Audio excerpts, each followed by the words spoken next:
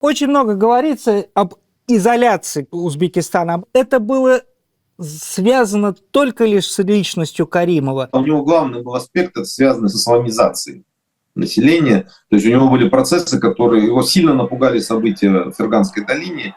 Это в 91 году, еще до распада СССР, когда ему приходилось выходить на митинг.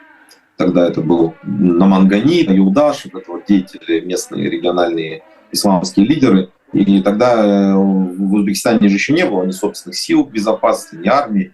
И он выходил на митинг, с ним там очень грубо разговаривали. Я так понимаю, до него это произвело такое неизгладимое впечатление. И более того, он же видел то, что произошло в Таджикистане соседнем. И он понимал, что как бы система слишком сложная, если пойти по пути либерализации, как в Таджикистане, то можно очень сильно там столкнуться с внутрирегиональными конфликтами. И он этого боялся, и, собственно, я так понимаю, опасался, не боялся, неправильно сказать. Поэтому он построил такую жесткую централизованную систему, потому что полагал, что система с политической точки зрения очень уязвима. И это привело к изоляции Узбекистана?